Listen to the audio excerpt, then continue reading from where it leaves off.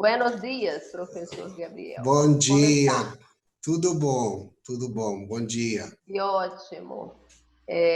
Você poderá proferir sua palestra Comenzamos. em espanhol e temos a Eh, presença da intérprete que fará a tradução. Sim, podemos oh, começar bueno, e o espaço é todo teu. bom Sim. dia a todos.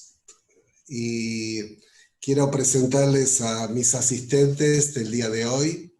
Este es un asistente, sería un alumno del futuro y acá tenemos el profesor del futuro. ¿Sí? Oh, Oh, sí.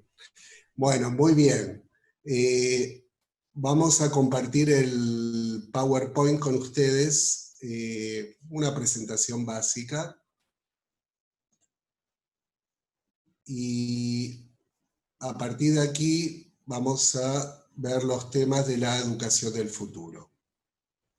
Un minuto que me organizo. Bueno, la escuela, lo que vamos a hablar hoy es de la escuela para un futuro exponencial, y quisiera referirme al concepto de futuro exponencial, que es el concepto que está relacionado hoy con vida exponencial. ¿Qué es la vida exponencial? Es todo cambio que estamos viviendo hoy, principalmente en el área tecnológica, está siendo de una manera acelerada, como dice la expresión, exponencial. Los cambios son mucho más rápidos de lo que sucedían hace 20 años, 40 años o 50 años.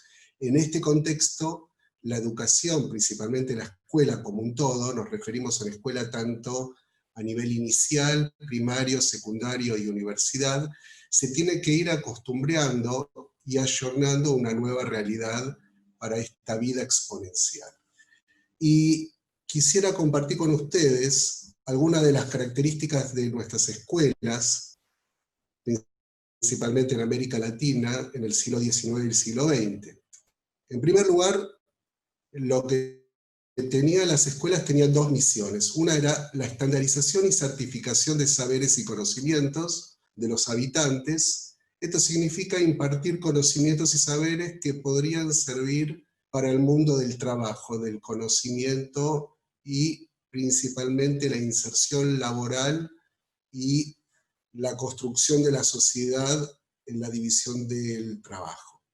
Y en segundo lugar, la promoción de los estados-nación de una heteronomia moral de identidades. Eso significa transmitir valores, costumbres y lo que es la idiosincrasia, ¿sí?, de los valores de la república, nuestros países que son repúblicas.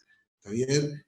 ¿Qué quiere decir básicamente la heteronomia moral? Es un aparato ideológico del Estado, como diría Althusser, un ente donde la escuela se transforma en un ente de socialización secundario. Primero los padres y luego la escuela como segunda familia para transmitir valores y principalmente reglas de lo que está bien y de lo que está mal en la sociedad.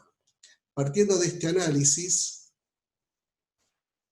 vamos a analizar por qué es difícil para las escuelas el sistema educativo cambiar. En primer lugar, porque las burocracias que existen en el Estado les cuesta cambiar. Es parte de la dinámica, como diría Max Weber, del cambio de las burocracias. Son rígidas y todo cambio es una amenaza. En segundo lugar, es porque la dinámica propia de las repúblicas democráticas, al hacer grandes consensos para hacer los cambios educativos y hacer reformas educativas, lo que termina haciendo esos grandes debates es enlantecer, ¿sí?, hacer todo más lento, ¿sí? Y los cambios, como son cambios de tanta discusión, de tanto debate democrático en los distintos niveles de nuestros congresos o parlamentos. Tantos níveis, congresso, parlamento, essas discussões são feitas a cada 15, 20 anos, e isso não é suficiente para transformar uma realidade num futuro exponencial, onde as mudanças acontecem quase que todos os meses. E então, eu acho que dentro da área da educação, nós temos que buscar observar que as mudanças são rápidas. Cada mudança rápida que acontece, ela não é permitida pela burocracia. Então, tem um quarto ponto, é que nós somos educadores e formar um professor tarda muito tempo. O problema mais complexo é a educação permanente en el campo educativo, ¿sí? Y eso, si lo sumamos, que nuestros docentes, nuestros profesores, nuestros maestros tienen una baja remuneración, es decir, que cobran muy poco, y también al mismo tiempo tienen un desprestigio social, el interés por cambiar es muy, pero muy bajo, ¿sí? Entonces, en esta realidad de los educadores, pretender hacer un cambio sin contemplar a ellos mismos resulta muy difícil. Y por supuesto que el rol de los sindicatos, ¿sí? Que en pos de defender a sus afiliados, a los educadores, a los trabajadores del sector de la educación, con paradigmas del siglo XX o del siglo XIX, en vez de transformarse en entes, en organizaciones de defensa de los derechos de los educadores, se transforman básicamente en sus peores enemigos. ¿Por qué? Porque en vez de acompañar los procesos de cambio, lo más importante para un sindicalista, un activista gremial, es mantener, si tuviera una conquista, mantener un status quo. Frente a estas dificultades aparece el tema de las expectativas. Las expectativas en los sistemas educativos de los padres, de los funcionarios públicos, de los administradores y directores de los sistemas educativos y de los docentes. De los padres es muy fácil. Los padres quieren educación del siglo XXIII, pero con sus ideas cuando estudiaron hace 20, 25 años, cuando empiezan sus hijos a atravesar la educación inicial y primaria, y hay un choque, y encima si van a escuelas de gestión privada, quieren aranceles, quieren pagar la educación de sus hijos a valores de lo que sería del sector público. Entonces, hay muchas expectativas. Quiero lo mejor, pero con ideas que tuve del pasado, pero con las nuevas novedades, y compran la estética del siglo XXI, pero no el contenido de lo que necesitamos para estos nuevos tiempos. Los funcionarios públicos, la expectativa que ellos tienen, básica, es cumplir con el ciclo educativo escolar.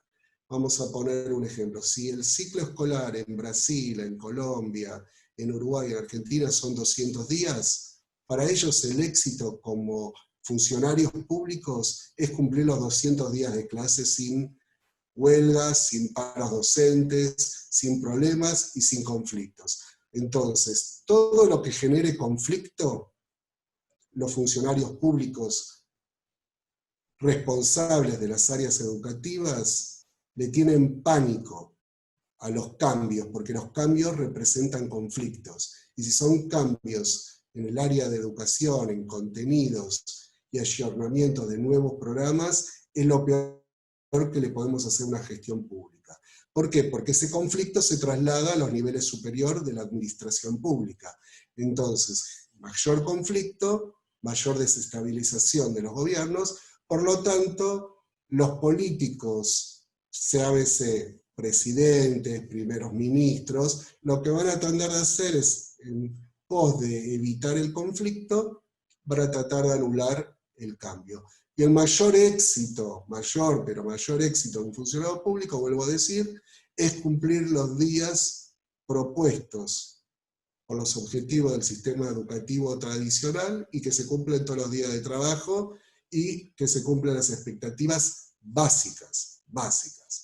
Los administradores y directores de los sistemas educativos, llámese escuelas tanto estatal como privada, lo que quieren es impartir los conocimientos y también tener bajos niveles de conflicto con sus superiores o con sus ministerios de educación o con los padres. Porque si hay alguna equivocación con los padres, ¿qué hacen los padres? Hoy generan chats, ¿sí? El famoso chat insultando al docente, a la directora, a la pedagoga, al psicólogo de la escuela, a los otros padres, a los hijos de otros padres, a los compañeros, etc. Y cuando empieza una cadena de chats en las redes sociales, desprestigiando los sistemas educativos, los administradores y los directores escolares le temen. Entonces, para evitar el conflicto, mantengamos el status quo. Y los docentes exactamente lo mismo. Si innovan mucho, tienen que dar explicaciones de sus innovaciones a los inspectores escolares, a sus directores y principalmente a los padres. Entonces, si empiezan las críticas, ¿qué ocurre con las críticas? Vuelven a las redes sociales y como empieza un Big Bang de explosiones y rumores en las redes sociales, ¿qué prefieren los docentes? No hacer nada y mantener el status quo. Entonces, ¿cómo salimos de esta paradoja? Esta es la gran cuestión de la educación en nuestros países, porque todo cambio implica romper, implica tensión, implica conflicto. Pero ¿qué pasa? Los actores que hoy tenemos en el sistema educativo lo que quieren hacer es evitar el conflicto. Bien. ¿Qué pasa con los alumnos? Encima de estos conflictos aparecen dos nuevos tipos de alumnado, que rompen con los conceptos estándares de la educación, que tiene que ver con la estandarización. Estandarización significa homogeneidad de todos los alumnos y los procesos educativos como si fuera una industria. Pero ¿qué pasa? Amerita una personalización. ¿Por qué? Porque aparecen nuevos niños en escena que hace 20, 30, 40 años no existían. En primer lugar son los niños del milagro. Esto es una palabra que denominé yo. ¿Qué son los niños del milagro? Son aquellos que la medicina en las últimas décadas, por circunstancias propias de la ciencia, ha podido traer a estos niños al mundo. Y aparecen niños que hace 50 años se morían, y hoy aparecen y son parte de las familias de nuestro continente, y cuando llegan al sistema educativo rebotan, decimos en español. No pueden ser catalogados ni como discapacitados ni como niños normales. Y estos niños, vamos a llamar la cantidad de inmaduros que necesitan un poco más de tiempo en los procesos educativos. Y esto es una jaqueca, es un dolor de cabeza para los responsables educativos de nuestras escuelas. ¿Cómo vamos a resolver el tema de la personalización de estos niños? Es uno de los grandes desafíos que tenemos hoy. Por el otro lado, tenemos en los últimos 20 años, con el avance de la psiquiatría y la neurociencia, los niños del diagnóstico, es decir, niños, ¿sí?, que hoy la medicina y la psicología han podido clasificar con certeza qué les pasa. Hace 50 años hablábamos de niños maleducados, ¿sí?, y hoy podemos entender que esos niños maleducados, que no se podían mantener quietos en el aula, que eran desafiantes, estarían, en una hipótesis de trabajo, estar sufriendo un déficit de atención, ¿sí?, una personalidad desafiante, y otras características de chicos retraídos, niños retraídos, que podrían estar padeciendo un síndrome de Asperger o otro tipo de particularidades que tiene que ver con el diagnóstico. Estos niños que no eran diagnosticados o eran mal diagnosticados, hoy tenemos certezas y podemos tener abordajes psicopedagógicos y de aprendizaje para tener un tratamiento personalizado para estos niños en el aula. Con esta característica, con desafíos nuevos, con la complejidad de los actores y las expectativas, vamos a tratar de analizar la educación del futuro.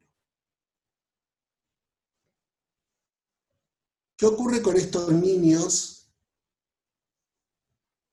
que no pueden ser clasificados? ¿Sí?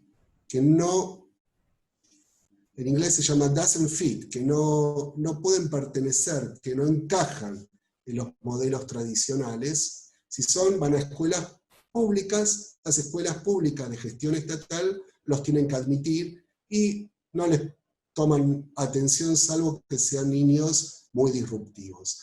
En cambio, las escuelas privadas, y esto ocurre en todo el mundo, se constituyen en escuelas inclusivas o cada vez se van a constituir más en escuelas espartanas. Este concepto de escuela espartana es un concepto que intento poner en la mesa un tema crítico sobre la política educativa de establecimientos de régimen no estatal. ¿Y qué es una escuela espartana? Son aquellos que en su ideario, tradición, valores o conducción tienen la premisa del afuera. Si es un alumno con problemas de aprendizaje, ¿qué tenemos que hacer? Que se vaya. Si tenemos un niño con problemas de disciplina, ¿qué tenemos que hacer? Que se vaya. Si tenemos un alumno con discapacidades psicológicas o motoras severas que no encajan en el sistema, ¿qué tenemos que hacer? Que se vaya. Si tenemos alumnos con padres problemáticos que demandan mucho, ¿qué le decimos a esas familias? Adiós. Y en las escuelas privadas, ¿sí?, que dependen mucho de los aranceles, ¿sí?, del fee que pagan los padres, si encima es un niño con problemas de aprendizaje, disciplina, o padres demandantes, y que no pueden durante unos meses afrontar el pago de los aranceles, que le decimos que se vayan. Y esto es una característica que se va a dar y se está profundizando cada vez más a nivel mundial. Ahora voy a compartir con ustedes una adaptación de algunas de las características de las escuelas para el futuro, que nosotros llamamos en nuestra adaptación propuestas pedagógicas para las escuelas de un futuro exponencial. ¿Sí? Y no quisiera repasar uno por uno, pero los puntos destacados son los cambios en el entorno físico, ¿sí?, dentro del modelo tradicional y la escuela de un futuro exponencial, donde el modelo de aula es un aula totalmente diferente. Ustedes quizás van leyendo mientras yo estoy enfatizando algunos puntos, pero el aula pasa a ser un aula más blended. Y ahora vamos a explicar un poquito más adelante el concepto de aula, cómo se va a relacionar con los sistemas tutoriales inteligentes, es decir, con la incorporación de la inteligencia artificial. Esto que está lo podemos compartir en un paper que le hemos enviado a la doctora Bernades, y cada uno de los que están en este simposio pueden recibirlo. Por eso no me voy a detener en punto por punto, porque en general me aburren los PowerPoint. ¿Ok? El otro área, que son dos áreas más de los enfoques de la escuela tradicional a la escuela del futuro exponencial, es el encuadre emocional, cómo se lo ve y cómo se lo percibe a los estudiantes, y luego el ambiente académico. ¿Ok? Esto luego lo van a abordar, lo pueden mirar bien, sobre la diversidad, ¿sí?, el plan de estudios, cómo se forman. Pero ahora vamos a abordar críticamente cómo debería estar organizado la escuela para un futuro exponencial. ¿Sí? Esto es importante. En el contenido que van a recibir en el paper ustedes van a ver de una escuela en la cual nosotros estamos organizando para la región, que es una escuela para niños con altas capacidades intelectuales, pero la estructura curricular de los contenidos, nosotros denominamos que hay 3 áreas de formación básicas en las cuales nos tenemos que centrar en la construcción de la escuela del futuro. ¿Sí? El primer área es los conocimientos. Como destacó la doctora Bernades ayer, los conocimientos están disponibles a nivel internacional, porque conocimientos hoy es Google. Hay información suficiente, ¿sí?, para poder captar y recopilar esa información en todas las bases de datos, fuentes secundarias tales como Google Maps, periódicos, ¿sí?, publicaciones académicas, incorporación de videos de altos niveles que pueden ser extraídos de Discovery Channel o de National Geographic. Es decir, que la cantidad de conocimientos hoy es, no diría infinita, pero es increíble, ¿sí? Nunca tuvimos en la historia de la humanidad tantos conocimientos disponibles como el día de hoy, ¿sí? Estos conocimientos, en muchos casos, la exposición y cómo son presentados al alumnado son muy superiores a los que podría dictar cualquier docente. Luego son las habilidades. Y ahí hay que tener mucha claridad qué habilidades queremos transmitir a nuestros alumnos del siglo XXI. ¿Las habilidades son las mismas que necesitamos hace 50 años o necesitamos nuevas habilidades incorporar? Cuando hablamos de habilidades pueden ser desde coding hasta inteligencia corporal, es decir, conocerse a sí mismo, conocer nuestro patrón genético, nuestro conectoma, quiénes somos, tener habilidades de distinguir nuestros sesgos cognitivos y cómo los vamos a abordar, o habilidades de cómo interpretar información, ¿sí? Podríamos dar una lista muy grande de habilidades que son nuevas y que deberían ser incorporadas a los sistemas educativos contemporáneos. Y por último, lo que yo denomino el área más importante que va a ser necesario por parte del docente del futuro, que es la formación del carácter. La formación del carácter, básicamente, es la estructura educativa que nos permite desarrollar nuestra personalidad. El desarrollo de nuestra personalidad se basa en fundamentos muy importantes que nos van a hacer como futuros seres humanos, lo que yo diría seres humanos de bien en nuestro planeta Tierra. ¿Cuáles son algunas de las características de la formación del carácter? Una es tener claridad de lo que está bien y de lo que está mal, es decir, una autonomía moral. Llegar desde un niño que pasa de la heteronomia moral de mamá y papá, pasando por la escuela, hasta poder, en un recorrido escolar y educativo, poder estructurar su autonomía moral. En segundo lugar, tener la capacidad de generar una integridad moral, es decir, vivir acorde a sus principios, actuar acorde a los principios, ser personas de bien. Otro atributo muy importante de la formación de carácter es la actitud, porque la actitud multiplica.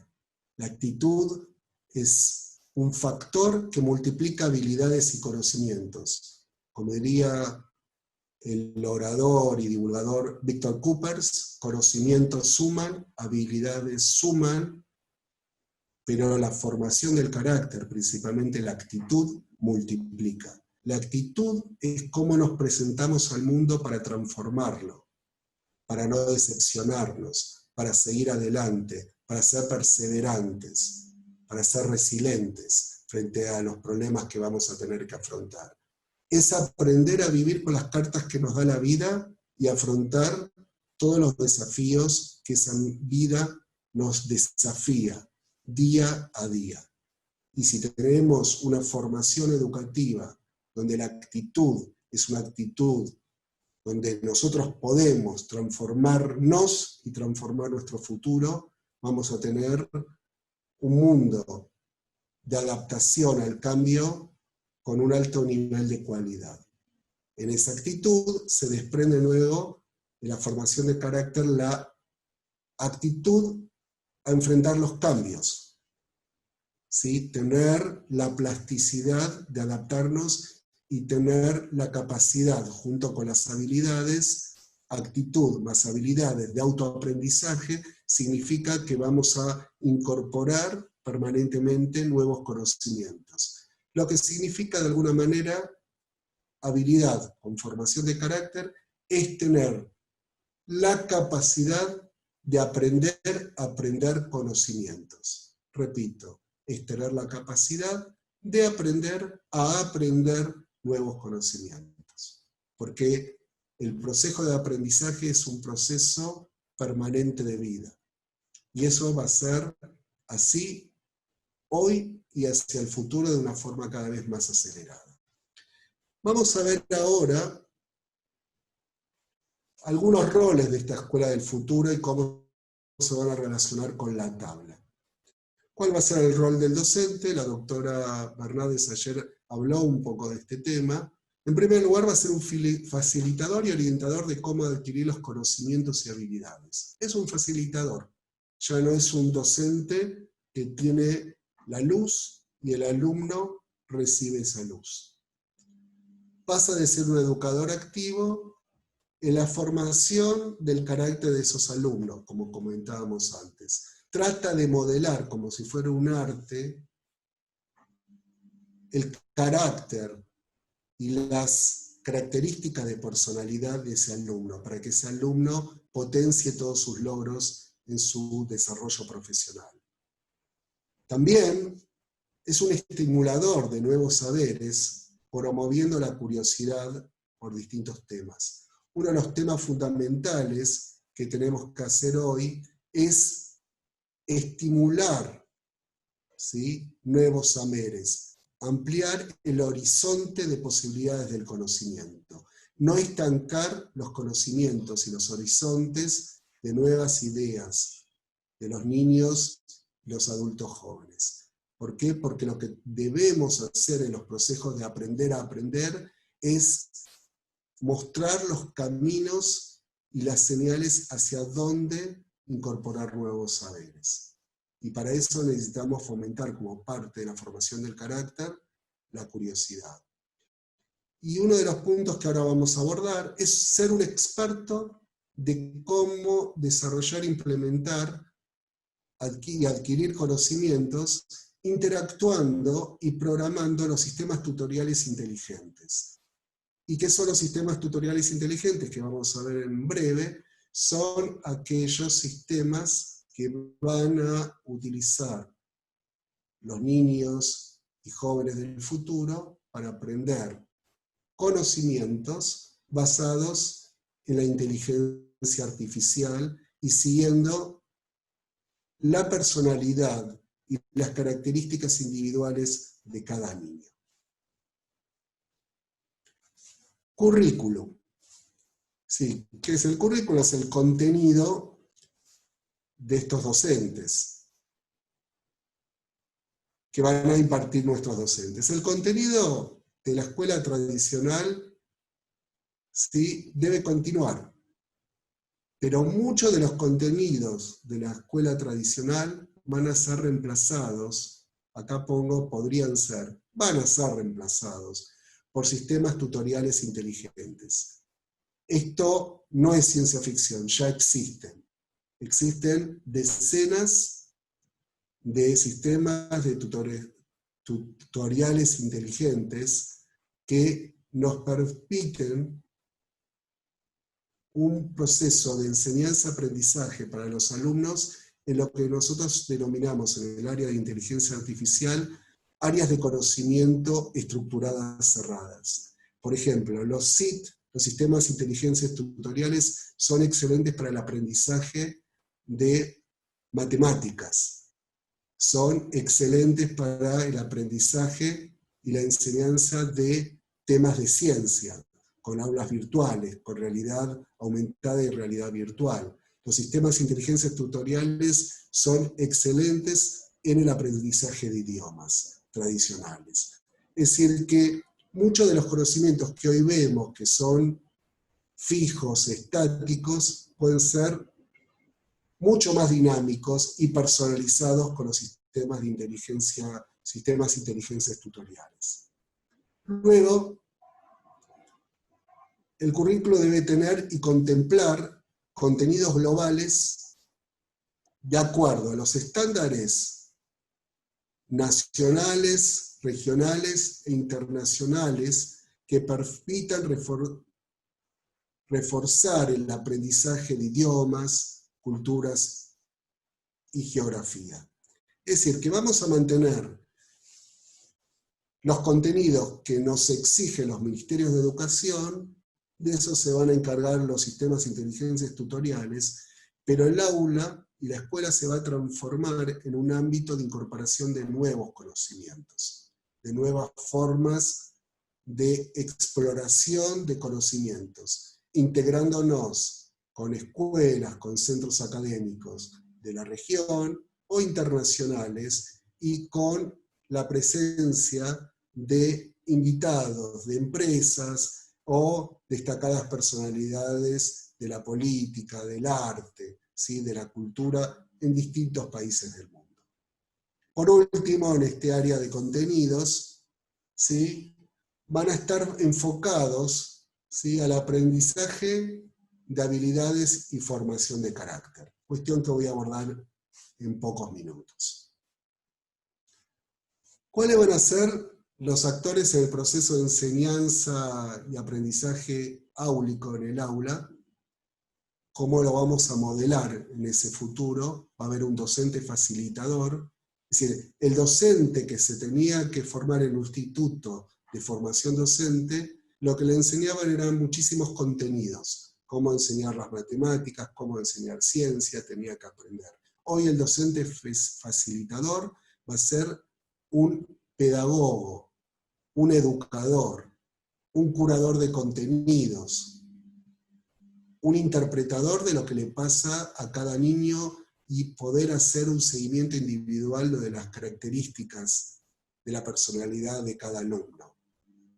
Ese docente facilitador va a ser un docente generalista, pero principalmente un docente comprometido, ¿sí?, con cada alumno que esté en el aula. Luego va a haber docentes especializados. Esta característica de docente especializado que se da en la escuela secundaria, en algunos casos en los últimos años de la escuela primaria, esto se va a acelerar, porque cada vez necesitamos conocimientos más especializados de muy niño, porque los conocimientos están cambiando aceleradamente.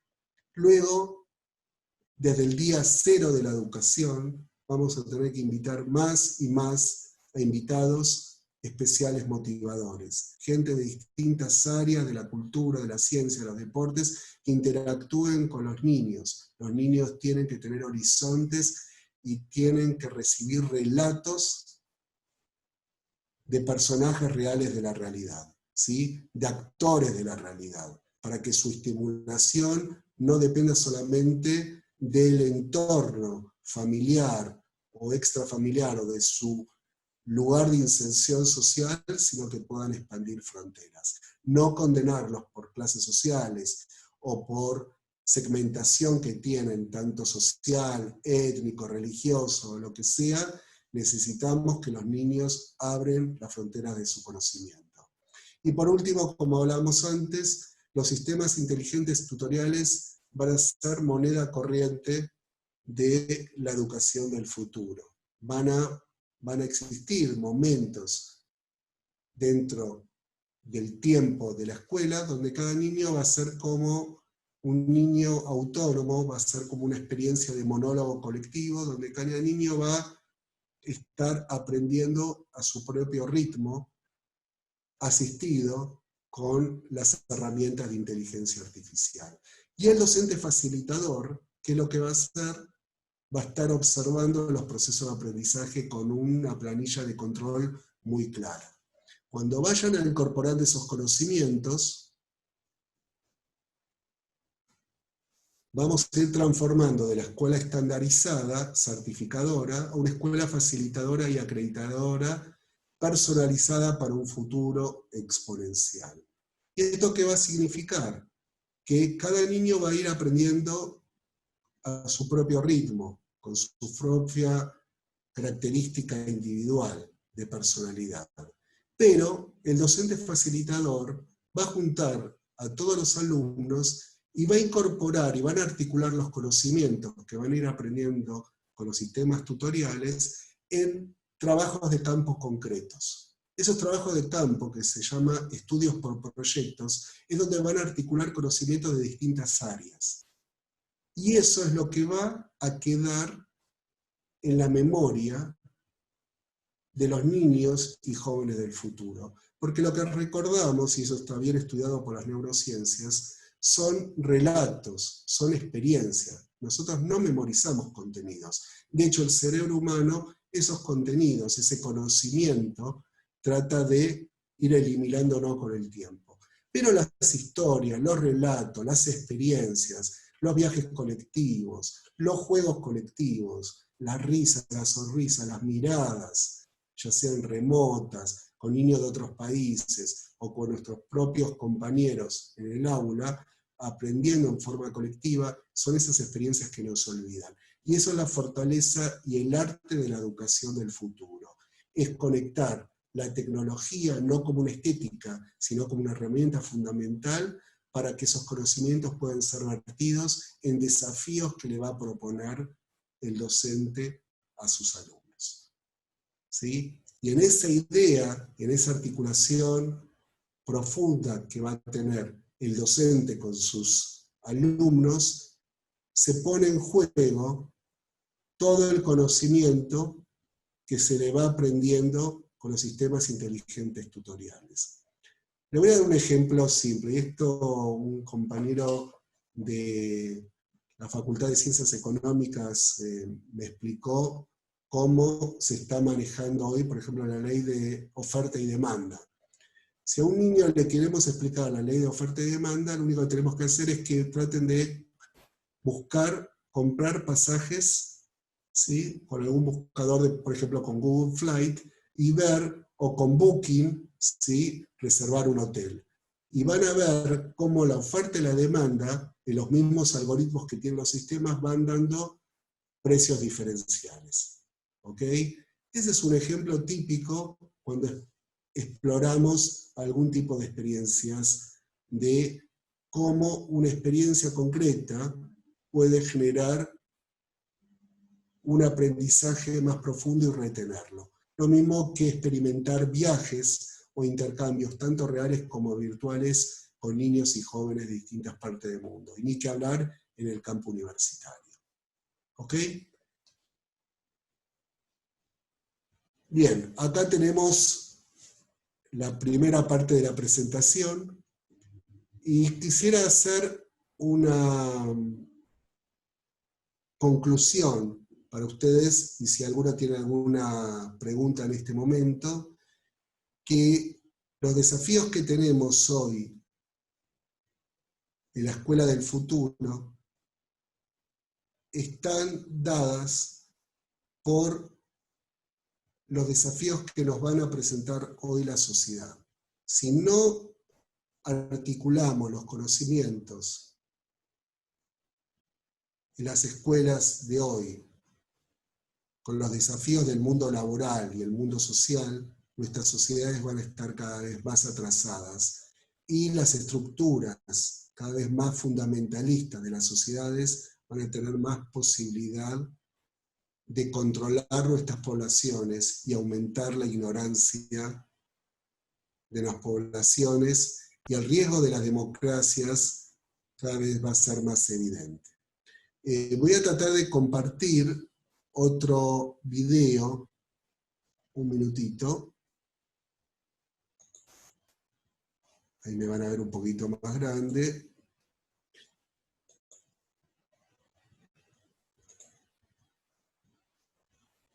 Bueno, esta es una presentación que que podemos ver, vamos a pasar a otra manera. Esperen un minuto. De una conferencia, una palestra que hablamos en México sobre el futuro del trabajo. Ahí estamos. En los próximos 10 años, vamos un poco lentos, vamos a ver si puedo compartir ahí. Bien. Bien. Ahí estamos. En los próximos 10 años, los trabajos manuales van a ser totalmente reemplazados por la inteligencia artificial, ¿sí? En un porcentaje cada vez más alto. Y también los trabajos cognitivos. Si esto no lo empezamos a transformar y empezamos a generar nuevas habilidades en las próximas generaciones y las generaciones que tenemos responsabilidad hoy, el mundo del desempleo cada vez va a ser mayor. Y la forma de cómo vamos a poder enfrentar el mundo del mañana implica con una formación del carácter y una actitud importante en todas las características que tienen que ver con la personalidad de nuestros alumnos. Si no reforzamos la capacidad de aprender a aprender, las próximas generaciones van a estar expuestas y condenadas a una marginación, a un desempleo estructural, ¿sí? Y una anomalía generalizada en nuestras sociedades que va a poner en riesgo también el futuro de nuestras democracias. Bien, con esto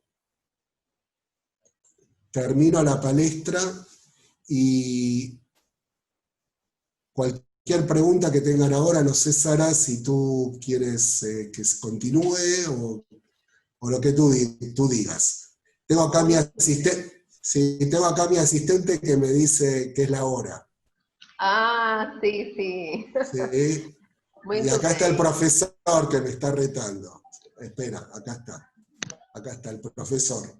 ¿Sí? Uy, Quem são eles? Quais são esses personagens? este lo conozco. Este es Doctor Who. Ah, muito bem. Imaginei Doctor que Who. farias um teatro com eles.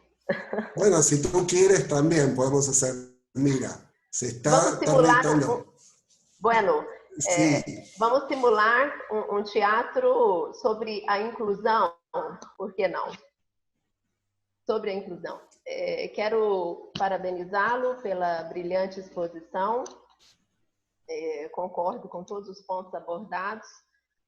Se o tempo nos permitisse, e se você puder voltar para o debate a partir das 12 horas, poderíamos aprofundar na questão sindical, que é um fator de resistência no relacionamento entre os players educacionais, mas eu gostaria de me ater à questão da inclusão.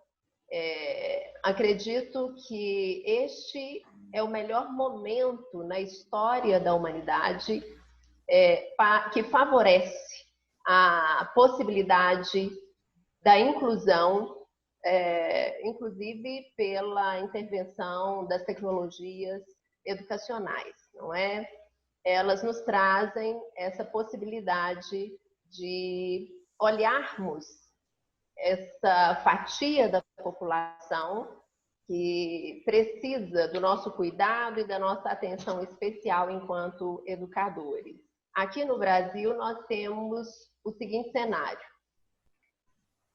Temos um percentual em torno de 12% envolvendo alunos portadores de TDAH, portadores de outras necessidades especiais, como capacidades reduzidas, autistas, uma somatória de aproximadamente 12%. Ok? Estão presentes nas escolas desse percentual de 12%, ou seja, temos em torno de 12% da população de crianças e adolescentes nessa população que mencionei. Desses 12%, aproximadamente 3% está matriculado em uma instituição de ensino, seja na educação infantil, na educação básica, fundamental, ou no ensino médio. O que os nossos futuros educadores, qual é o Doctor? Quais são os nomes dos personagens? Este es Doctor Who. Doctor Who?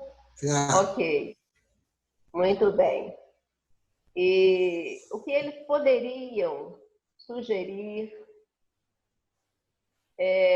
indicar como medidas para que as instituições, o corpo docente, permita a essa população se socializar, desenvolver suas capacidades pessoais, aprimorar sua inteligência emocional por meio da inclusão escolar. Ou seja, nós temos aí um gap de aproximadamente 8% na realidade brasileira de crianças e adolescentes que não são contemplados. Falta capacitação, falta capacitação de docentes? Sim, falta capacitação. Falta cursos formatados, preparados para treinar, para capacitar educadores nessa seara? Sim. Nesse segmento específico? Sim. Precisamos recorrer à formatação de cursos inter e transdisciplinares para capacitar docentes e auxiliares da educação para contemplar essa população especial. ¿Puedo decirte algo, Sara? Sí, sí. ¿Puedo hablar? Sí. El Sí, tema por es favor. el siguiente. Ese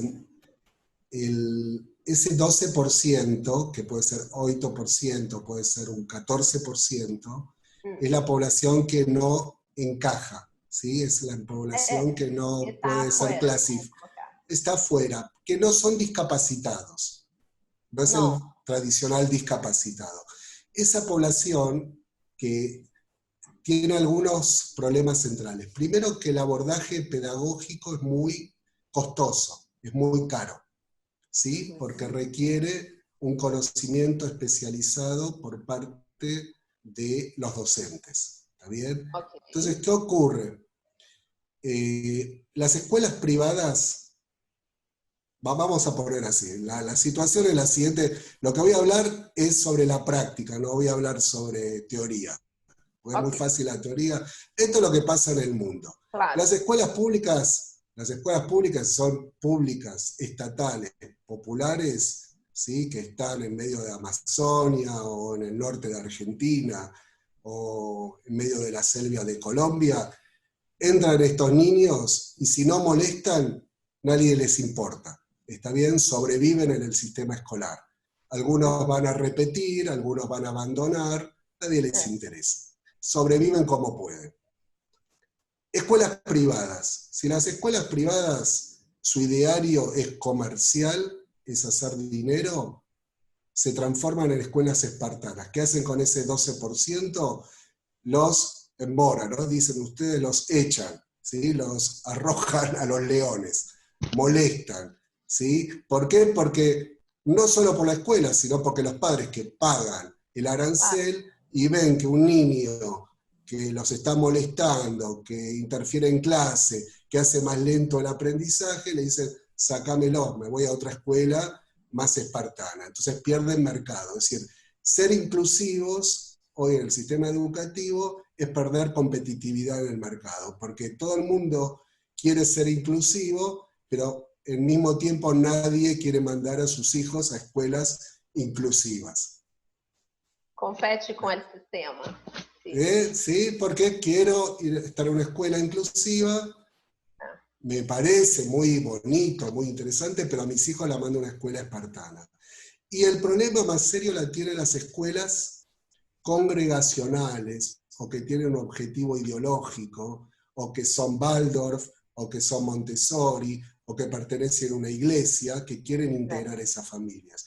Y esas escuelas que tienen un ideario, que tienen un objetivo moral, son las que tienen el mayor problema, ¿sí? Porque quieren hacer el esfuerzo de incorporar a estas familias, a estos niños, pero no están capacitadas. ¿Y por qué no están capacitadas? Porque cuesta mucho dinero, ¿sí? La formación de esos docentes.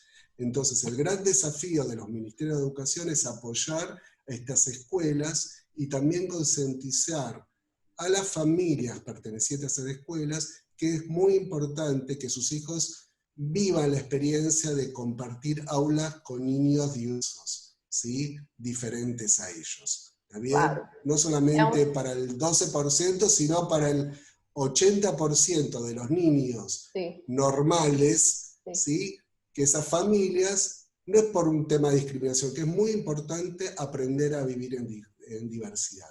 Entonces, la tecnología o los sistemas tutoriales inteligentes lo que va a permitir que esa pérdida de tiempo que hoy tiene el docente enseñar matemática o enseñar a leer, lo van a hacer las máquinas inteligentes. Y en el momento de hacer ejercicios, estudios de caso, trabajos grupales, ahí vamos a integrar a todas las poblaciones. Entonces, un niño inmaduro, un niño con Asperger, un niño con dislexia, va a ir trabajando con su propio tiempo con los sistemas inteligentes. ¿Ok? Y el docente no va a tener distracción. ¿Ok? Pongamos lo siguiente, ¿cómo aprendimos todos a leer y a escribir? Estaba el docente y cada uno en su banco, ¿sí? En su pupitre o su mesa, escribiendo y todos al mismo tiempo leíamos A, B, C, ¿sí? Las palabras, mamá, todos juntos decíamos mamá, ¿sí? ¿Ah?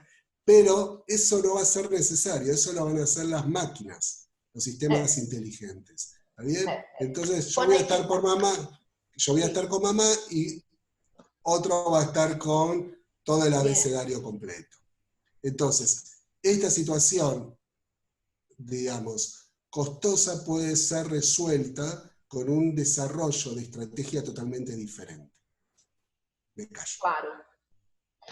Pegando gancho nessa fala, temos uma pergunta registrada pelo Vander, que elogia sua palestra e indaga se o docente do século XXI está tecnologicamente preparado para atuar no cenário desse parque tecnológico educacional. Como, por exemplo, trabalhar com as tecnologias de inteligência artificial, que você acaba de dar um exemplo de como será a intervenção da IA no ensino, aprendizagem no século XXI. O que você poderia adicionar para essa indagação do Vander? No. ¿Cómo se llama la persona que habló? Vander. Wander. Mira, Wander.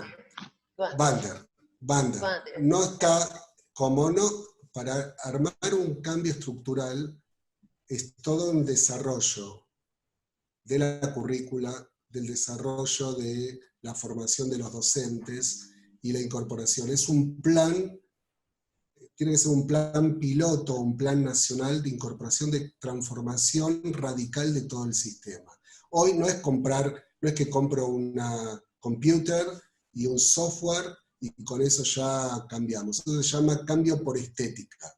¿Está bien? Lo que tenemos que cambiar es todo, es un paradigma mental de cómo enseñar, de cómo ver la realidad, de cómo utilizar esa herramienta, porque va a ser un arte. Porque las herramientas, los sistemas tutoriales inteligentes son algoritmos, y esos algoritmos van a estar planificados también, sesgados por determinados contenidos, y el docente va a tener que aprender a saber cuáles son los sesgos de esos algoritmos, de esos sistemas tutoriales, y poder implementarlos y ajustarlos por cada niño. Es decir, la pregunta es no, ¿sí? Y son muy pocos países que están implementando. De acordo, de acordo.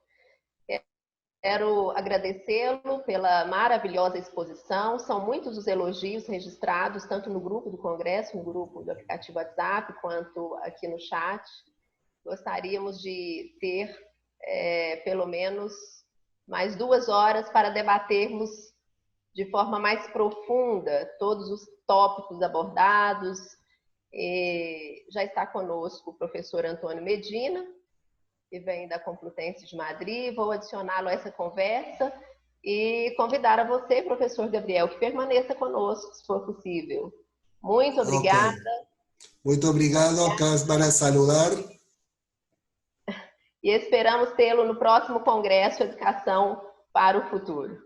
Muito obrigada. Muito obrigado.